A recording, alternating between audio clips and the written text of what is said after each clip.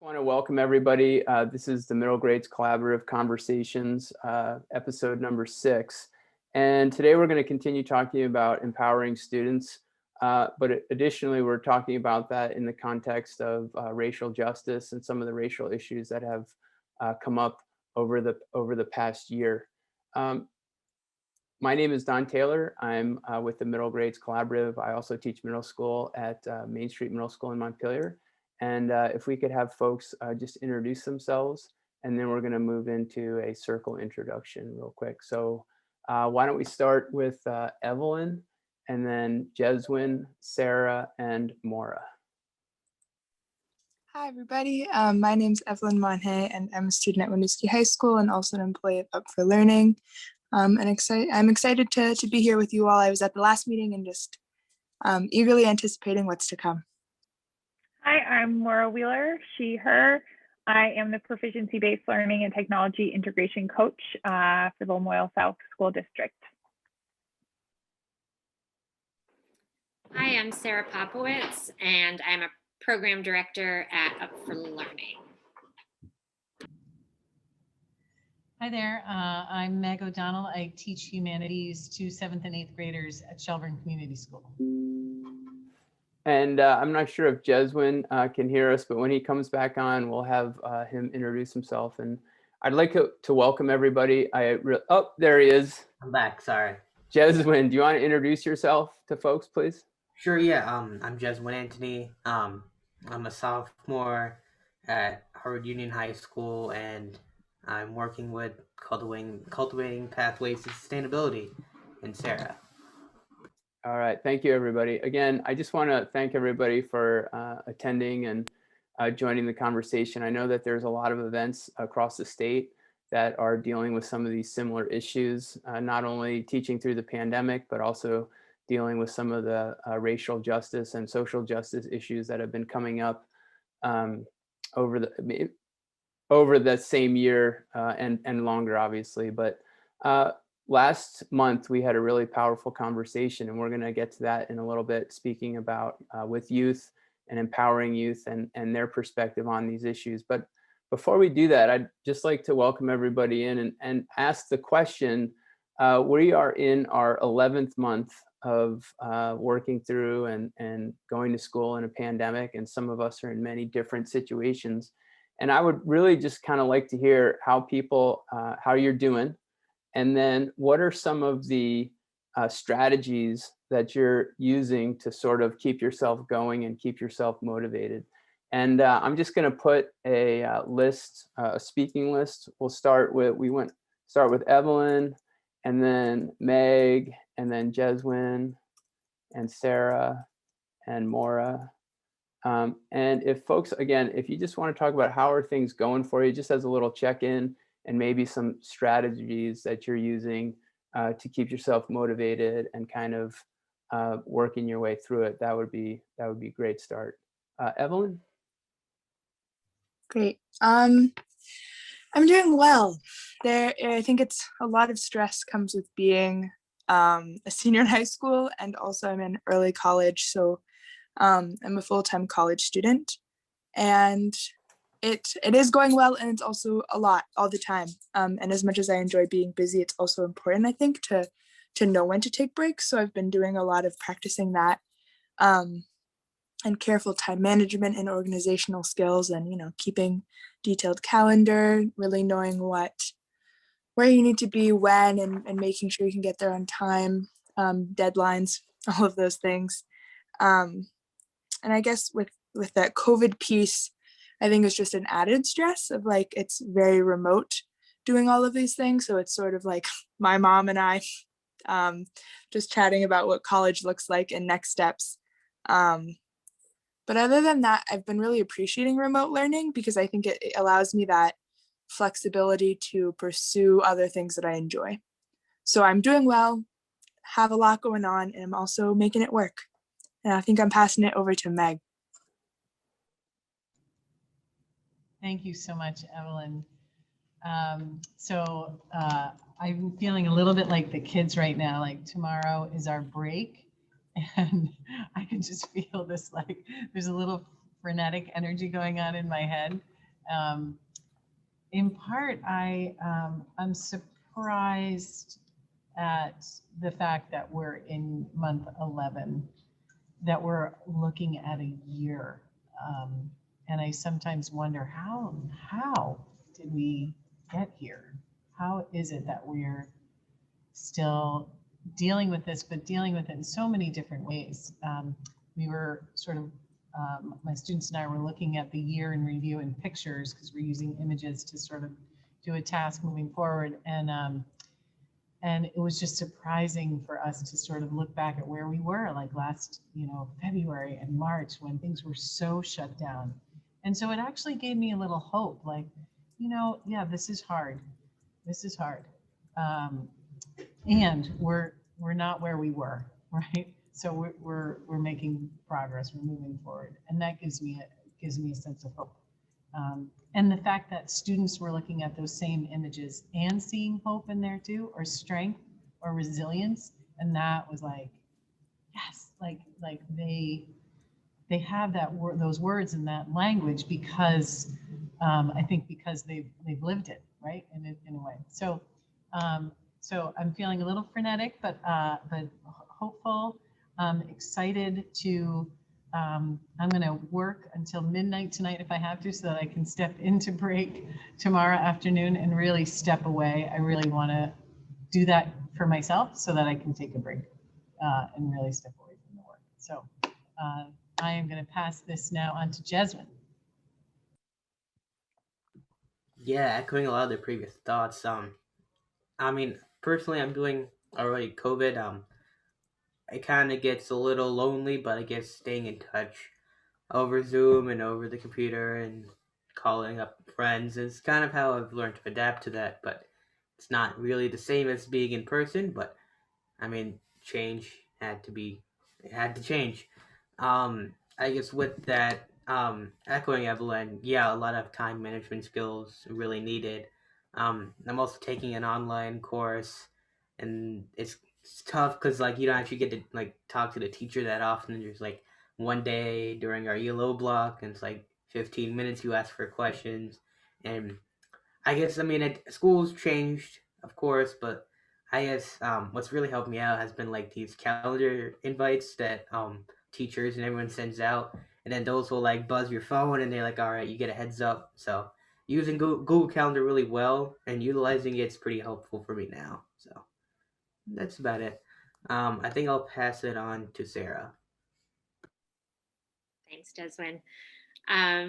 Yeah, I'm doing well. I'm also looking forward to vacation. I'm going to take that off to be with my kids as well, just to take a break. And I think, well, work-wise, what's been really empowering and like just keeping me going is seeing within all of the craziness and the online and the everything you all just said, right? Like we're all like our heads are spinning to see the work that is actually happening, to see the youth who are on the call right now, like crushing it with their work, their facilitation, showing up, helping others, making impacts in schools with other. It's like, it's unbelievable. I get to do this, right? And I get to like work with these amazing humans.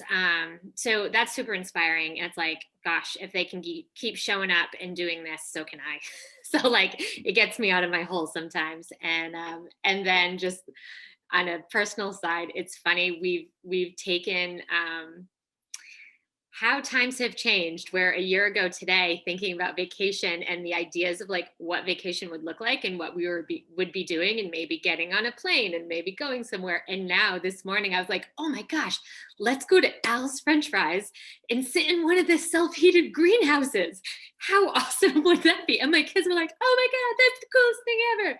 We're totally going to do. And like, in my head, I'm going, yeah, that's like our big ticket vacation item is like the greenhouse at Al's French Fries. So that's where we're at. And you know what? They're thrilled to do it and I'm psyched. So we're just going to do little things like that and it will be awesome. And yeah, so it's all good. And I think Maura, you're next. Thank you.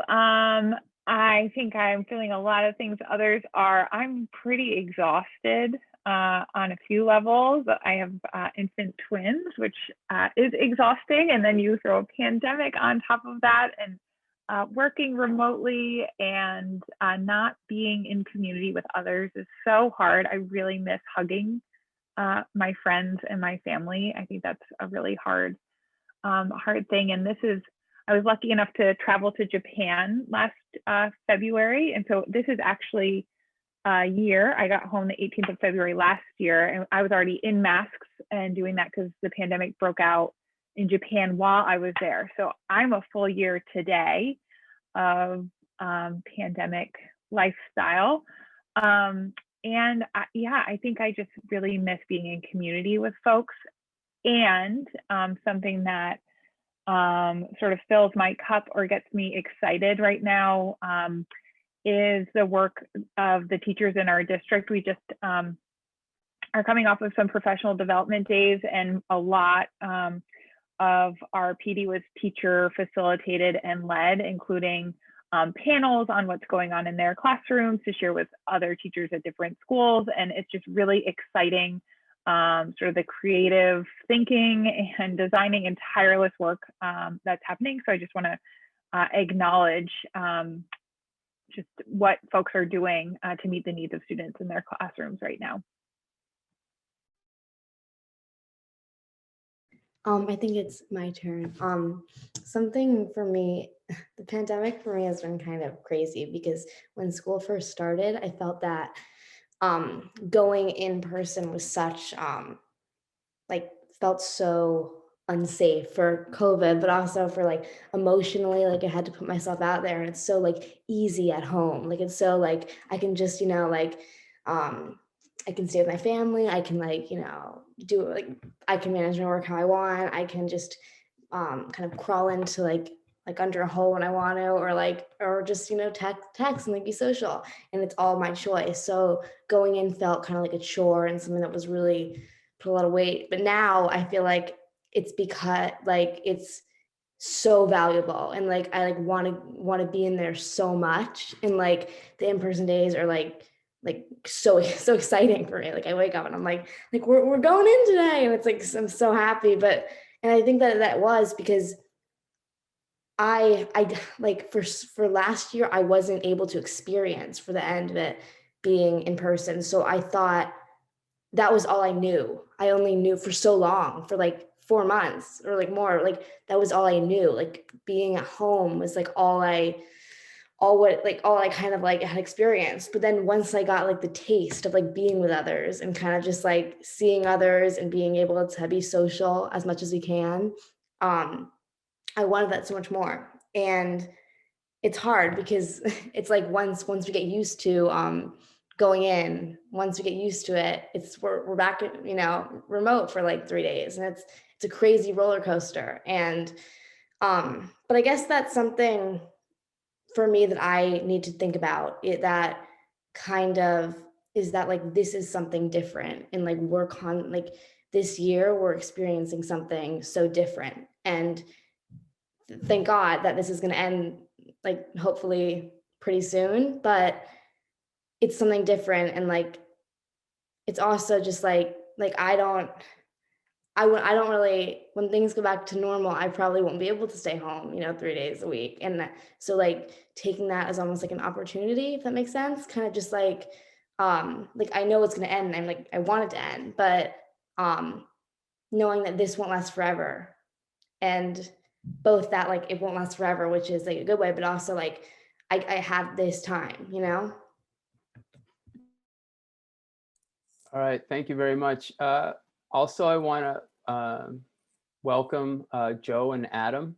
And Joe and Adam, we're just sort of introducing ourselves, and I want to welcome you. And we're just kind of doing a circle check-in about how we're doing with COVID and what strategies are you using to sort of succeed or get through it. And I want to echo so much of what people have said. And somebody mentioned the calendar invites. Those are a lifesaver, like especially when the right link is in there. And I'm just like, oh, where am I supposed to go? So that's been super helpful. But one of the things I guess that's a little, I'm kind of over is how hyper organized you have to be when you're in a remote. Like all the links have to be perfect and everything has to be aligned. And, you know, I've been on Google Meets where nobody else is there. And I'm like, what's going on? And inevitably it's because I've given, I'm on the wrong place and I go to another place and everybody's there. Where have you been? Oh, I had an internet problem. So that sort of thing. And I guess, you know, with just kind of reflecting on what Mira said, we've been in person since September 8th, 5 days a week, full on. And at first, you know, I was just like, holy cow. And now I wouldn't change that for the world, because if you're reading about what's going on with kids and remote learning, or you're also reading about the stress of having to re-enter the classrooms, I think that I'm glad that that piece is over. But what is a little I'm having to struggle with is how we continue to have an exciting curriculum when, you know, it's hard to have project-based learning. It's hard to go out in the community. And so I find that it's a lot of teacher-driven, which is not my favorite way. So, I mean, I think it's good. I am so looking forward to this break. Holy smokes. And then the thing that's really helping me right now is the length of the day. Waking up and having it be light out is very helpful. And then I've been able to kind of get some skiing in and just really pounding it and having that physical, you know, just focused on that takes your mind off other stuff. So that's been really helpful. I'm going to pass it to Adam, and then Adam can pass it to Joe. And just Adam, if you just want to introduce yourself and then just tell us a little bit about how you're doing, that would be great. All right, so my name's Adam Porterfield. I'm a sophomore at Harwood, and I use he, him pronouns. And right now, I feel like with COVID, we have all this extra time, and I definitely feel like I'm using it all and getting a lot of enjoyment out of everything. It also feels like I just have so much going on, and it's really hard to keep track of everything. Of course, I have school, and I do extracurricular activities like these events, soccer, and music stuff, but also just stuff with friends. Like I'm trying to keep up with different friends and everything. It feels like there's so much I want to do. I have all this time and I still can't do everything I want to do. And it's still so hard to keep track of everything I want to do. And yeah, I think organization is definitely hard. Time management. I feel like I'm doing well, but I also feel like I'm not doing well. There's just like so much extra stress that comes with this extra time. So that's kind of unexpected. So yeah, that's come up. Thank you very much. Joe? Hi, I'm Joe Rivers from Brattleboro, and I'm a remote teacher. And so I'm sort of at the other end of what Don just presented. I haven't seen students in person since last March. and so it is a struggle. Ways I'm trying to cope with that is Zoom is very much a one-way delivery system for school. And so trying to combat that, students are sharing their interests with me, and then I'm trying to incorporate those into what we're doing collectively. And so today we were listening to Alan Walker, a musician I'd never heard of before. And so we're just trying to, or I'm trying to have interactions with folks, even though this is a challenging medium to do that. We're also doing a lot of work in breakout rooms with students, and our district is allowing us to do that however we would like. And so I appreciate that. I think there are some districts where there are limitations, but my routine now in class is starting a lesson and doing an introduction for the first 10 or 15 minutes, and then jumping into breakout rooms with kids and working, you know, for the next 40 minutes in that sort of a setting, and going from place to place and checking in and having those one-on-one conversations, which are so important for real learning to occur, and which is really hard in this setting.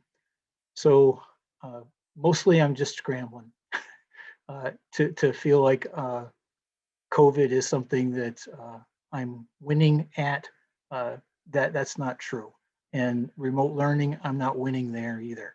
I'm trying to do what I can with the kids, and all of us survive it and feel like we've been competent, and that when we're through with it, we've helped each other out to the point where we can go to whatever's next. That's really what we're shooting for. All right, thank you everybody for sharing. Everybody is having such unique experiences, and it's great to be able to share those experiences and connect on that level. And one of the central topics that I wanted to bring up today was, it's great to have our youth partners here. We so much appreciate your perspectives. And last month, if you remember, we were talking, it seemed like a very hopeful moment. It was right after the inauguration, and we listened to Amanda Gorman's inauguration speech. And I would venture to say that it seemed very hopeful, especially in light of the events that had happened on January 6th at the Capitol. And we got into a little bit of a conversation about analyzing poetry and looking for the words and wordplay. But I went back and listened to our conversation, and a lot came out, but a couple things that came out were this recognition of it's the past we step into and how we repair it. People had noticed that part of the poem. Also, the norms and notions of what just isn't always justice. So these norms and notions that we have. And then also, I think Maura had identified this, our inertia and inaction will be the inheritance of the next generation. And recognizing that, so this idea of norms and notions, but also Evelyn had mentioned education often being checking these boxes of what we're supposed to know, and that anti-racism and white supremacy need to be things that we're teaching and talking about so that we all know those. We also, the process of professional development, how do you inculcate that into professional development, and teaching educators how to interact with these topics. Several students mentioned that it seems hard for teachers to say what they need to say about these topics. And also teachers seemed on occasion not to be able or prepared to address these topics in ways that were meaningful for students. And that's really, again, I went back and listened, and those are some of my takeaways from that conversation. And my first question to the group is this. After the inauguration and after Amanda Gorman's poem, many of you said that you had experienced that in school or had watched it. Has there been any racial justice work that has sprung from that? Seeing also that February is African American History Month. There's also, at least in my district, Black Lives Matter flag was raised in February last year. And so I guess my question to folks is, from the Amanda Gorman, from this hopeful moment, have you noticed any change or any activities related to racial justice in your organization? And if you could maybe touch on that, that would be great to hear. And we'll start with Evelyn, and I'll put up, I think that, and let me just add Adam. So I'll just put up there you go. I think that's everybody. Perfect. Yeah, I wanted to touch first on, just to clarify, because I guess this is my own learning, is I was wondering if is it Black History Month or African American History Month? And I just wondered what folks thought about that, because I wonder, the reality of African people who live in America is also substantially different from African American people. And I don't have an answer, but I just wonder if we could think on that maybe. Evelyn, could I ask you a question just really quickly? This exact topic has come up in my classroom because I'm not sure if I feel like African American history, I think that's the organization, I'm using the resources, and I feel like that is, I don't know how to say it. I feel like that's sort of a super proper way of saying it. And I Mhm. don't know if it's correct, because I had a conversation the other day. Should it be Black History Month? I'm not sure. What do you know about that? And what do you recommend to educators? Yeah, I wonder, maybe we could chat on this and, whatever, however this works. But yeah, I think, I don't know. I wonder, because I think it's like, oh, there's some maybe nervousness around saying Black, as there's some like negative ties that comes along with saying like Blacks, colored people. And so I wonder if it comes from that. And also maybe it is the right way to say African American people, but I think that then excludes the reality of being an African person in America, and the difference between like the generational oppression of being present here as an African American person, and then like, the racism and oppression that comes with moving here with dark skin. So in my mind, it's Black History Month, but I'd also love, maybe as we go around, if in this round people could speak on that for a moment. And then to the question, so I'm fully remote college student, so I don't interact with anyone unless it's on like discussion forums. So we haven't really brought up any of this about Amanda Gorman's poem, other than chatting with you all. But talking about Black History Month or African American History Month, open to interpretation from folks. I sort of had like a revelation this year, and I was in a racial dialogue, and a student had been speaking about how a doctor had told him that he would be good for basketball. And he was a Black boy, and that was what that's what he was made for. As a Black youth, he was made for basketball. And then that led me to like thinking about the ways, and he also mentioned that Black people are used for entertainment. And I was like, oh, well, I don't know if that's true. And it's like, whoa, like all of the Black people who are recognized in Black History Month are either celebrities or athletes, entertainment, or, you think of Malcolm X, MLK, Rosa Parks. Rosa Parks was chosen to be she was chosen to be the icon because the NAACP decided that she looked middle class enough of a Black person to be recognized by white people to be the icon. 9 months earlier, Claudette Colvin, who was 15, refused her seat and then was not recognized because the NAACP decided she was not the person.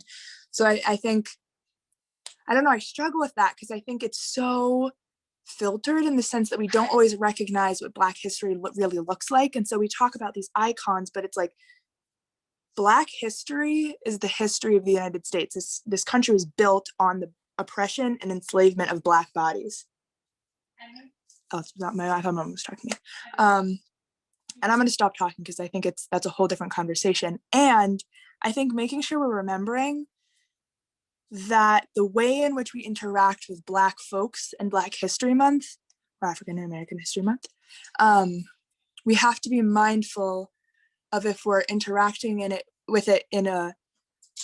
from a like perspective of is this Black person presentable, or is this the right person, or filtering, rather than understanding that Black culture and Black people and Black bodies created the country. So yeah, and I'm gonna pass it to Meg. I think you're next. And I hope maybe that gives you some thinking. I've been thinking about it a lot. Yeah, Evelyn, thank you so much for just bringing up those so many important points. And I don't want to talk much because I would so much rather hear from the youth that are here. I will just say that I'm going to just be like, put it right out there. I'm really conscious of making sure that my curriculum isn't, we're going to stop, drop, and do Black history right now, that I want to make sure that what we're talking about embeds all those, that the Black history is our history. And then I say that and I'm like, wait, but am I not doing it justice? Am I not doing it right? And I guess my answer to that is, at least I'm doing it, right? Like, at least I'm saying, okay, we're just you know, we're just gonna, if we're looking at moments in history, whose are the voices that aren't being heard? We're in this little mini history unit right now, and just making sure that we're not just looking at sources that tell the white perspective of our history, but also the diverse perspectives of our history. And that's hard because sometimes there's just not these great resources that are out there that are always accessible for kids, reading levels and access levels. So I wrestle with that a little bit. So Evelyn, I love your gestures. Thank you so much. So Jeswin, I'm going to pass it to you, friend, and thank you. Yeah. So when it comes to like, I think the original question was like the like what was adapted from the Amanda Gorman poet, right? I think it was, but I mean, looking at that, so I think before that, I was part of this group at my school. We like made this MLK bulletin board, and so like we all got together with the group, and so like we kind of started there, and that was like afterwards, but still like that kind of like it kind of went forward, and we like asked questions about students that like how do you want to get involved in volunteering. We kind of used to do like collect data about the student body, and it's still going on. Like we contacted a lot of our TAs and had student input for that. It's still ongoing, but like I think that was a little bit of development in racial justice at our school. Before that, I mean, nothing really happened about that topic, or nothing recently happened. So that's off the top of my head. With the classification of it being either Black History Month or African American History Month, I'm still kind of divided on that. I mean, I guess it's true that I've usually seen African American as like has a more positive connotation than Black, but I'm not sure if that really like I'm not sure if Black people have like took Black to be like more uplifting to African American. I guess it's really divided. So to each their own, I suppose. But I guess we'll find out, and people can do what they want to do. I think I'll. Okay, yeah. Evelyn, you want to go? Sorry, I really loved what you said, and it makes me wonder if our aversion to the word Black then supports the stigma around Black people. And maybe that's something for us to think about, but mind blown. Thank you, Jeswin. That's crazy. I don't know. I guess I'm still thinking about it. I think I'm gonna pass it on to Sarah now. Okay, so I think we just found a new like question to throw into our racial justice dialogues, right? Like we have a whole thing right here. You're planning it out right now. Check it off the list. Perfect. No, I think that's awesome. And so, I'm not in a school classroom.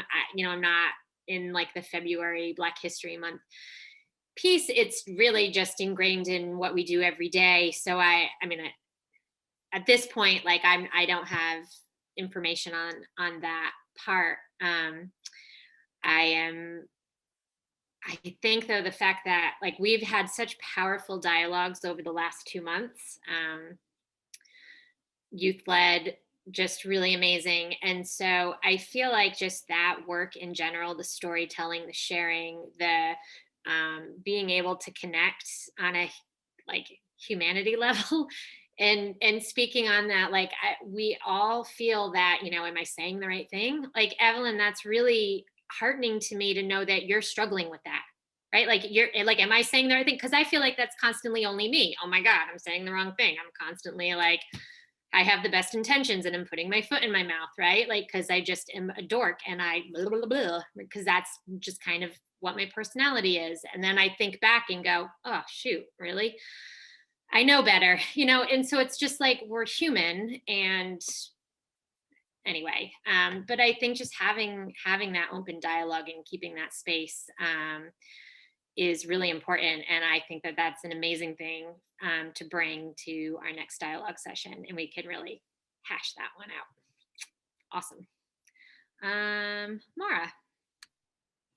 Thanks. And I love that idea of having a dialogue about that. And I'd love to jump in on that as well. And For me, thinking about Black History Month and thinking about what's happening in schools. I know our district, we talk about it as Black History Month, feeling that it's more inclusive to different Black folks who have different identities who maybe don't identify as African American. But in thinking about what we're doing specifically, there's a lot of ongoing work that's happening. But, I also, thinking about Black History Month, also thinking about Black future. And, it's not something that just exists in history. And how do we use these opportunities to really think about like forward planning to really examine that curriculum and do these different pieces. One tangible thing that we're working through, we have some partners that we're working with who are creating BIPOC focus groups to give some really specific feedback to our school. And that's independent of our school to start really sort of examining some of those pieces, but thinking about like, how is this more of a call to action as opposed to something that maybe exists in the past. And I think as Meg said, we don't want to necessarily stop and have this beginning and end point in February, but really thinking about, how do you have that balance so that it is something that's a constant throughout the year, but there is some real intentionality to make sure that space is held. But I want to pass it on to Mira.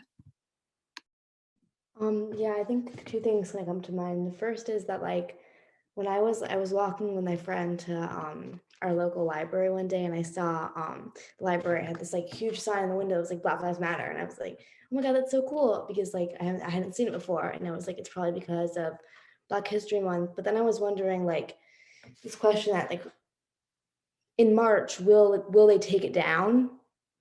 And that whole thing is like it's so. It felt a little like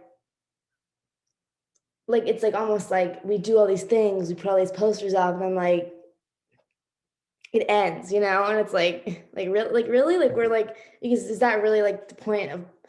And I guess it's hard to imagine the kind of like Black History Month, like from like like why it was created and where we are now. I think are two different places, and like maybe and like it was created to kind of to learn about Black history because we weren't doing that already. But now that we are, it's almost like it's making us only learn like in that month. And yeah, and it's hard, I guess what Meg said again, but it's hard to kind of like figure out how to celebrate it, but also like my prime group, my teacher like put up all these like books that like were by Black authors, but it was like, and I was wondering like, should more be happening, or should we just continue to kind of learn about like Black history as we learn through American history, or do we need to take the time to focus on that? I think that is the question, like, do we need to, or are we already doing that? But it's hard because again, like, or am I ignoring it, or like, and it's like, and I think it's all kind of goes back to the question, and why it's so hard to talk about these things is like, am I doing it right? And like, am I like, and I think this like makes people a lot like uncomfortable to talk about racial justice, and kind of like it's hard to kind of like figure out how to do it right, because no one wants to do it wrong. No one wants to say something that will end up like no one wants to like, or a lot of people like don't really want to seem racist, and it's like hard to kind of like have those conversations when there's so much fear of doing the wrong thing. And it's so important that we are like respectful, and it's hard to find out there's like a balance, like where people can like have these conversations and like maintain respect. And I think that, yeah, it's hard to kind of because I think this in Black history is kind of explaining this, but like we really just want to like get people out there and like talking, and like because that's how change happens.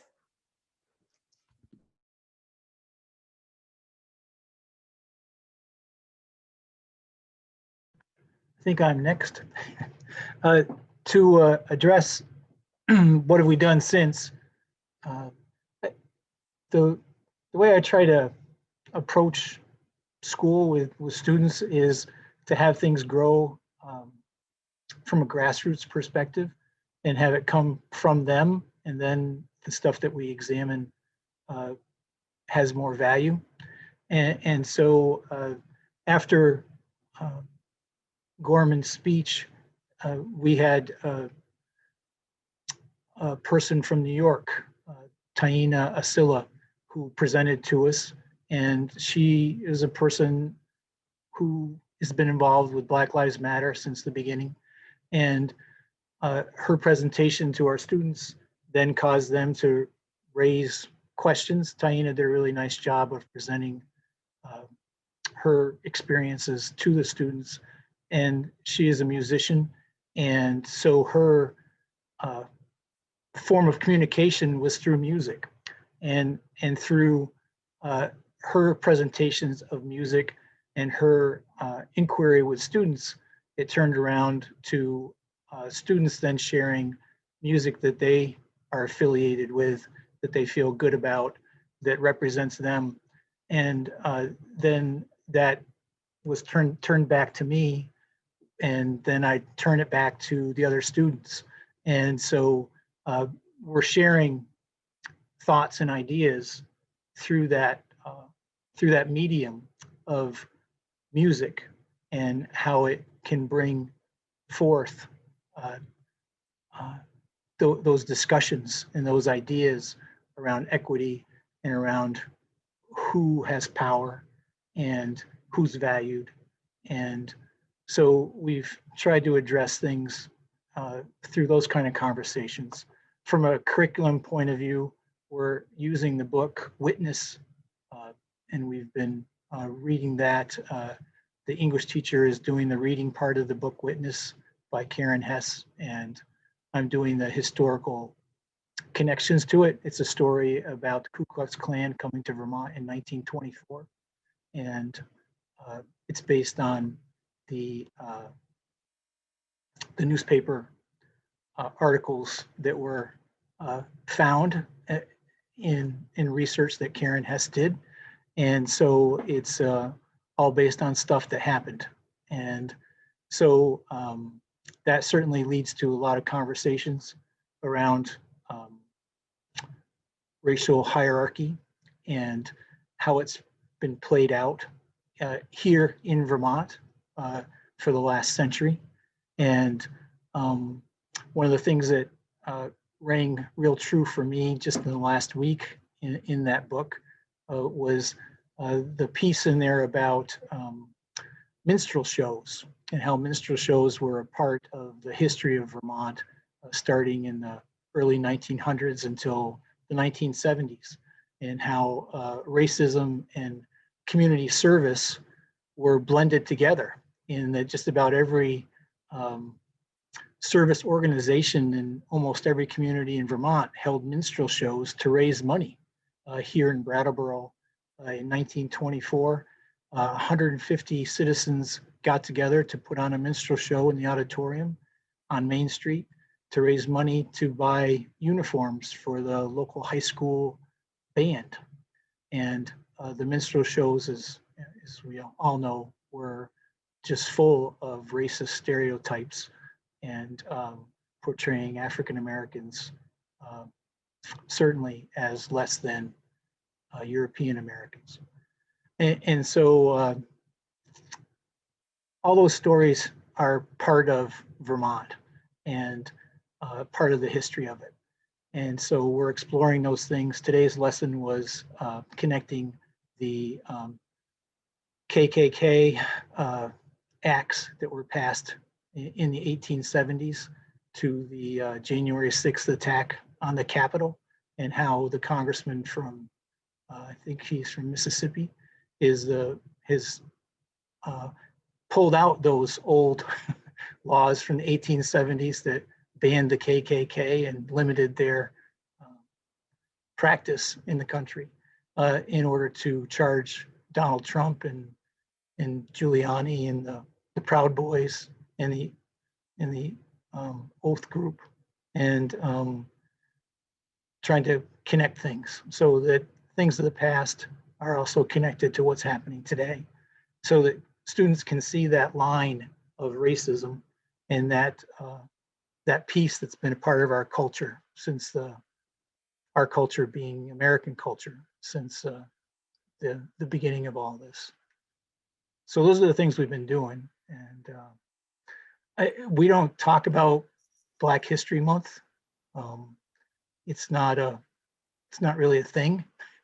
What we're trying to do is just teach the truth, and then make sure that when we're teaching the truth, that we're doing it through multiple lenses, and so that people see it from different angles and understand that there's more than one story. And through research, a lot of that can happen. Thank you very much, Joe. And Adam, just Jeswin, I think, had his hand up previously, and I missed that. And Jeswin, did you have a comment?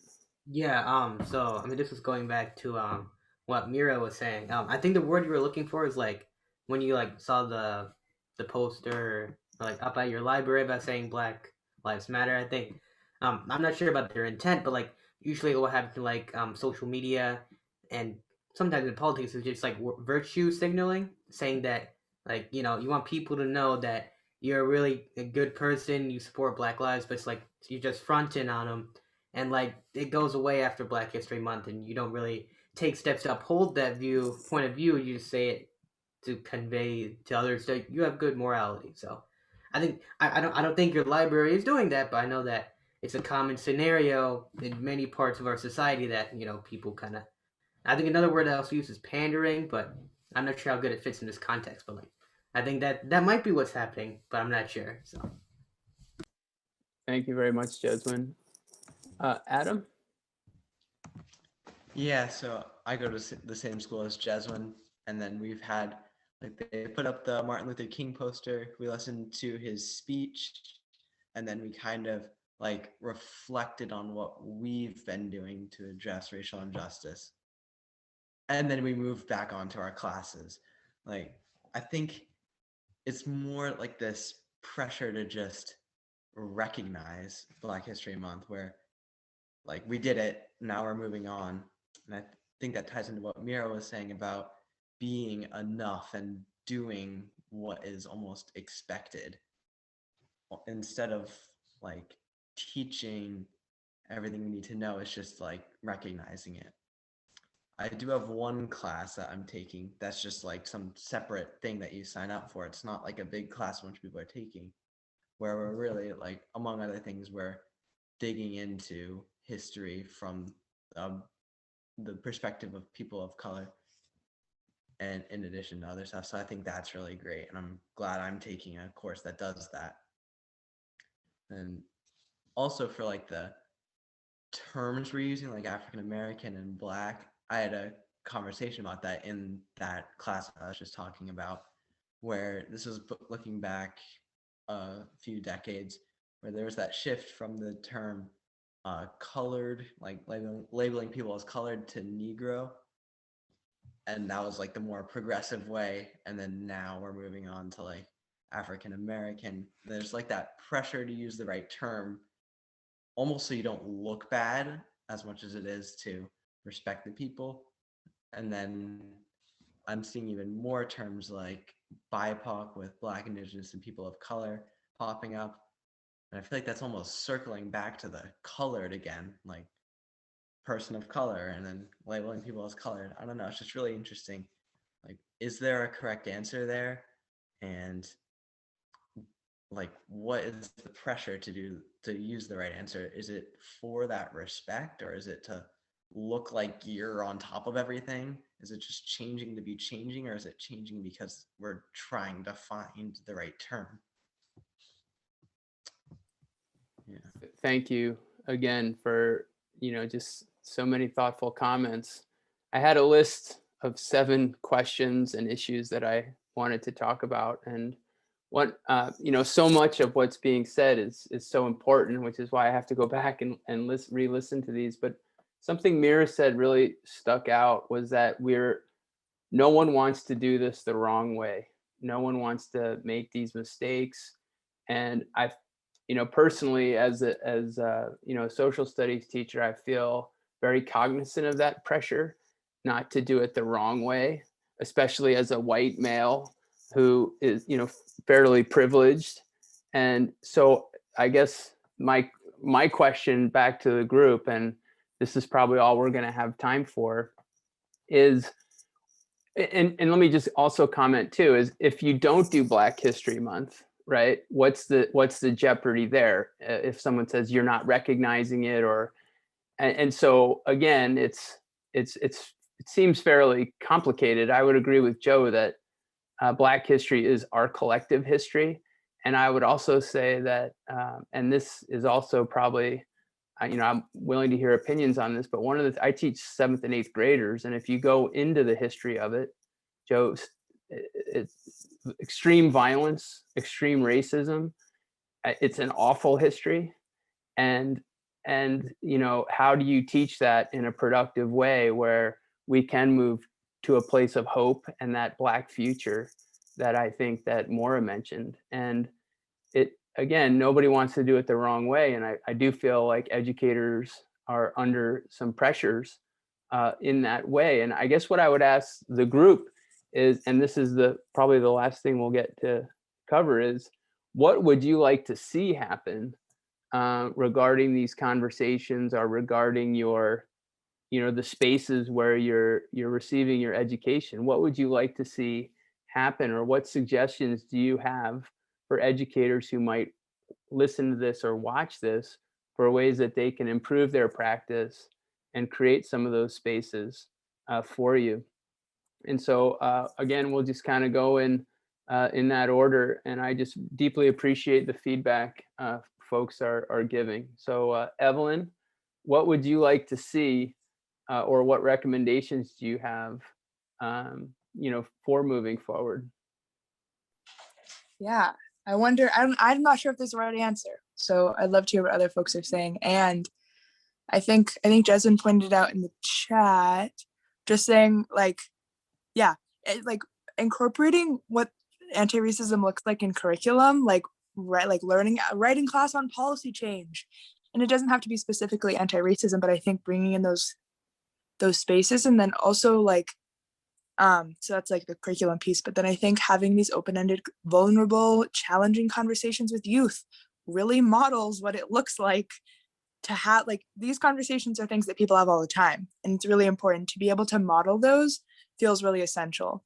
And then I also wonder, just really quickly, because I'd like to hear what other folks are thinking, pulling back to the fear of being wrong. And I wonder if that comes from a space of white fragility.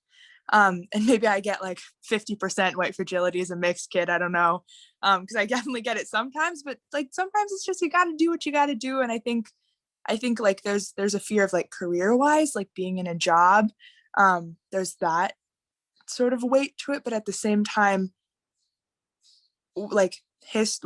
American history is Black history. And also I like that you brought in the sense of it is also very separate, as it's not over but continually evolving. The oppression of Black and brown bodies is continually evolving, and so that needs to be stated instead of just put it into a history class, or or what Maura said, there's history, but then there's also the future. So how do we create that change?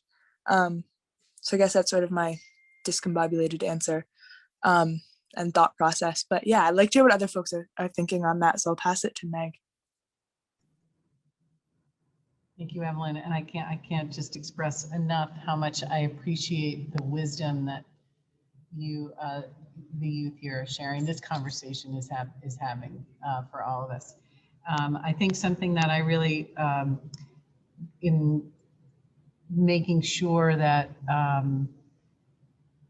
that better to step in it and it get complicated and model for kids what it means to be in difficult conversation, than it is to just avoid it and sugarcoat, right? And our history is dark, and and yet there is joy in there as well. And we can't just extract, we can't separate it. And I think that I feel this imperative that we must continue to do it and just keep going, right? Like, okay, just do it. Just, yeah, we're gonna make a mistake. It's not gonna be pretty. And I say those words and I just need to back it up with my action. And I think that's my hard part, is that like, I want this, I believe this, I know it in my heart, but I gotta deliver that. Like, I gotta step in, I gotta do it. And sometimes it's easier to just be like, let's take out our notebook and and take notes on something. So I am going to pass it to my friend Jasmine. Yeah, I guess. Okay, wait, can you just repeat the question again? Like what we're answering as fun,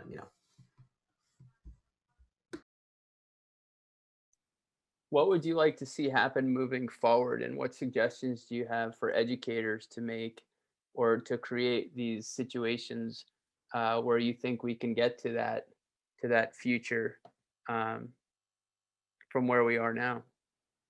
All right, yeah. I guess echoing Evelyn, yeah, having those kind of these racial justice dialogues, the vulnerable conversation, I think that's really needed.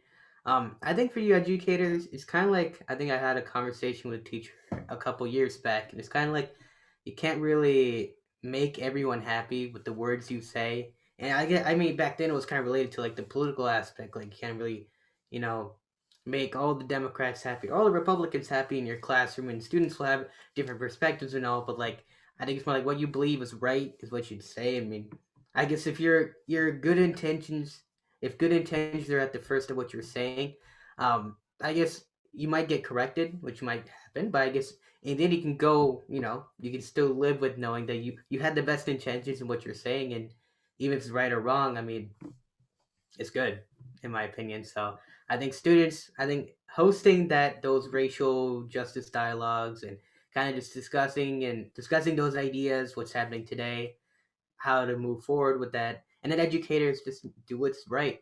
I mean, I know that sounds kind of super vague, just do what's right for you. So, and I think I'll be passing it on to Sarah now. Thank you. And I'll go super quick so everybody can share. I guess I would simplify as saying I feel like a good place to start is for educators to be familiar with the United Nations global goals and to root what you do. I mean, anything that you're teaching, any of your topics can be rooted through the global goals. And I think instinctively having youth speaking passionately, asking questions, looking at our world, talking to each other, looking at what needs to change, what's standing out to them, like what are your questions about yourself and your community and your world, just like asking those three things and then linking and connecting them to the global goals. Like right there is a platform for being on the right track, for having solid support behind you, for having this community, global community of learners all, on the same track for the greater good. I feel like if there's no other place to begin, that is where we should be beginning, and having youth leading the way with like what we're doing right now, things like that. So that combo to me is like, that's where it's at.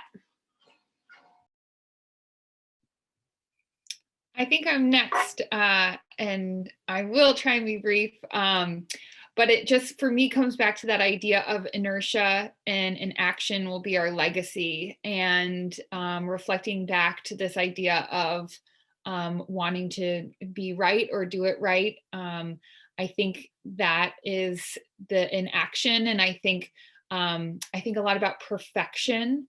And the idea of perfection, and something that I'm unlearning and learning more about the roots of perfection and the perfection culture and white supremacy, and really thinking about jumping in and being in the messy part, which is an unlearning, which is really hard, but so necessary, and just really thinking about like what are the areas of inertia and why is inaction showing up both personally and in systems. And I'd love to hear what our youth partners want to say though. So I think Mira, you're up next. Oh, sorry. I think what Evelyn said about the feeling of being right connected to white fragility is like such a good point. I never thought about that, but yeah, and I also think talking about the way teachers and educators pose the question of kind of racism and like social justice to class is so important. And I think that a big mistake that a lot of educators make is expecting something and expecting a certain answer and like and expecting like a certain like everyone to think the same thing and everyone to kind of I don't know, react the same way or be like really comfortable talking about it or like really uncomfortable. And it's so, and I think it is really hard to be an educator, especially virtually talking about it.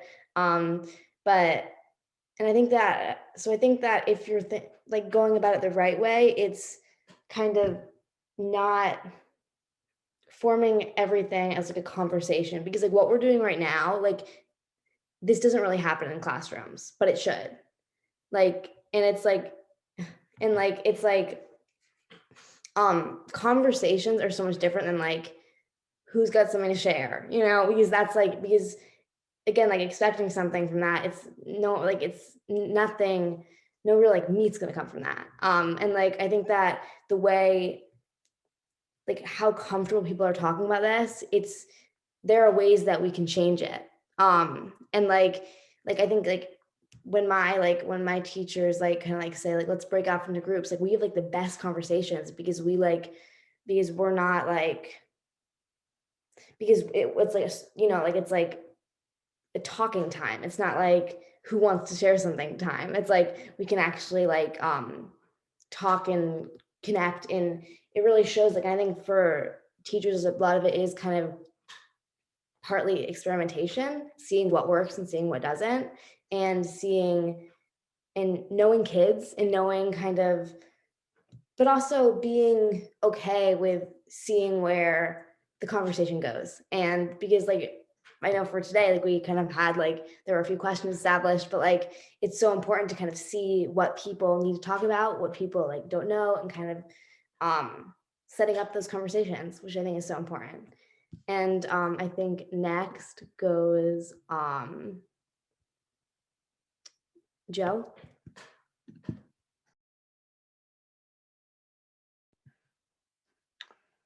I don't know where we're going next. I think that there are things that are beyond our power that are going to force our control, I guess, that are going to force this issue to continue to be an issue just through demographics.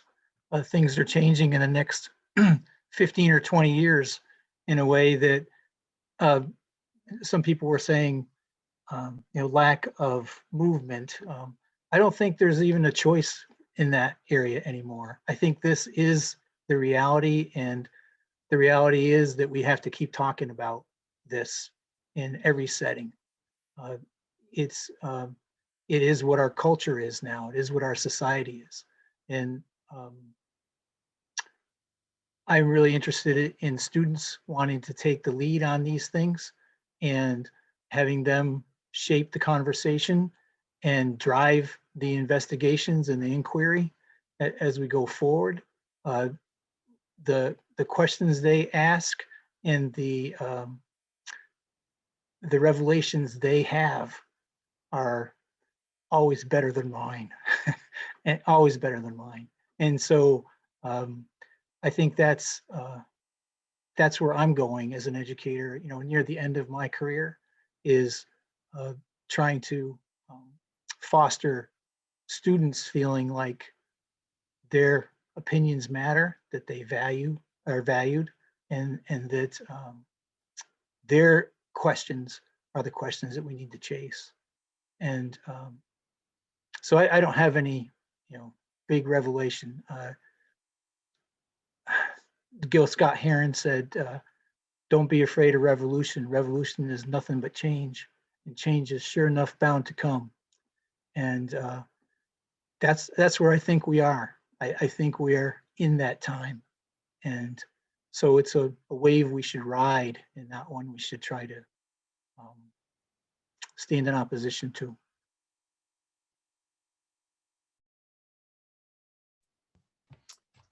Adam? Before I get started, I just want to echo something Joe said about how we need to make this the forefront of everything we do. I thought about that, like, yeah, of course, that's like a really good thing to talk about, but it really is. We can't do anything as a society until we're united. And we need to, this is the #1 priority before we can even consider doing anything else. So, yeah, that's really important.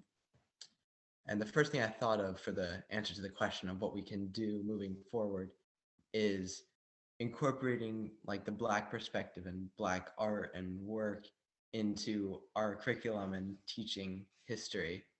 And when I first thought that, I was like, really? I feel like we already try to do that. And isn't that just forced recognition or forced inclusion? Isn't it just a token of here it is, we're diverse? But the more I think about it, it isn't. It's the best way to learn about this part of our history. And we really need that to have it be taught properly. It might be a lot easier to just read a textbook that goes through the facts, but you can't understand the importance of everything just through a fact sheet. It's the emotion that is carried from the people that were there. And then there's this forcing this inclusion. Is that is that something we want, or is that almost bad in its own way? Is it, I don't know.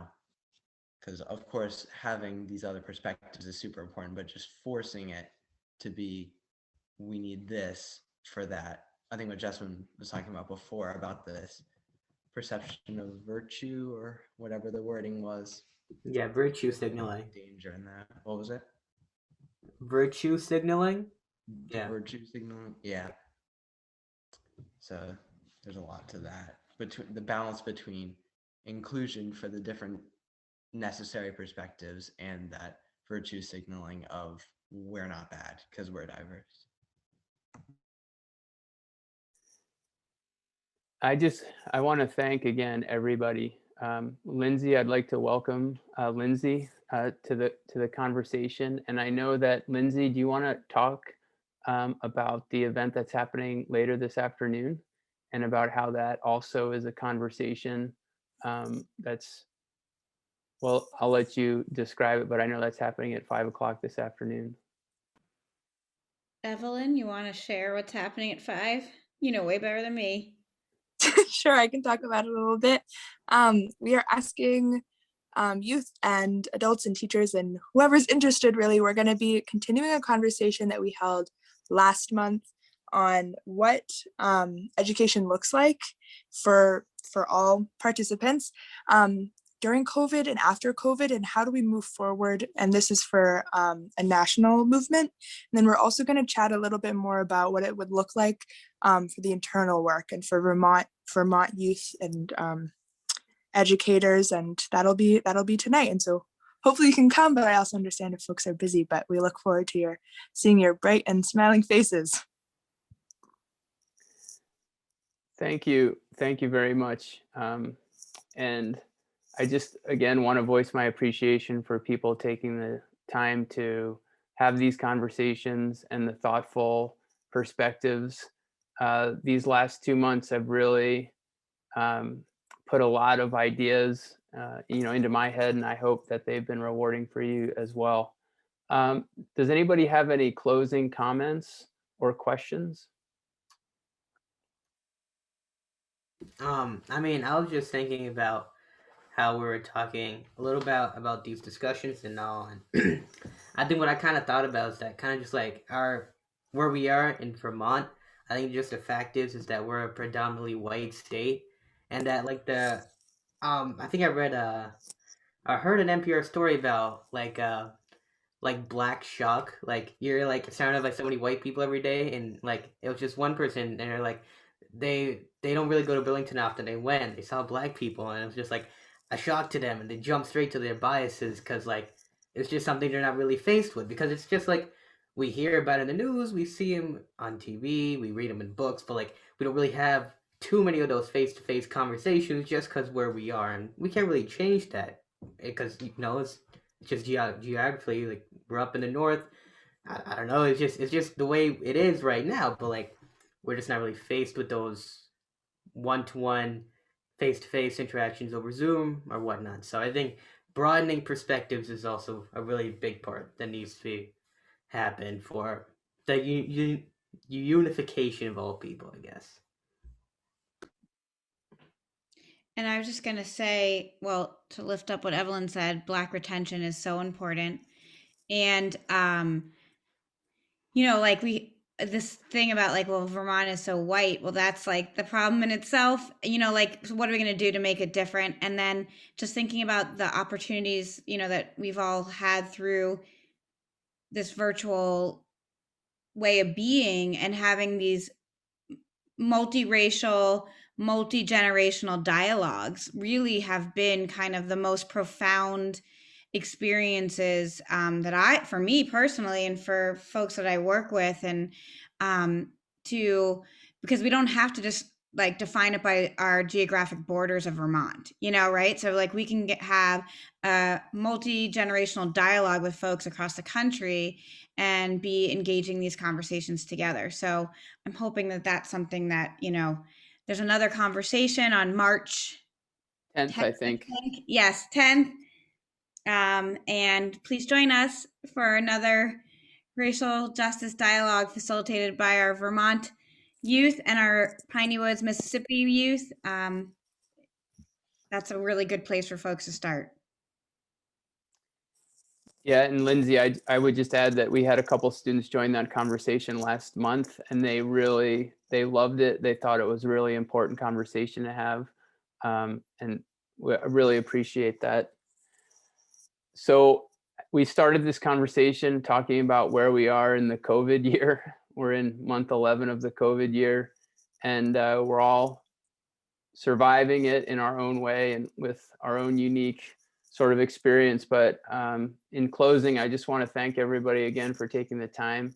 I hope you stay healthy and well. I hope if you are going on break, I hope you have the chance to relax and unwind a little bit and continue doing this important work.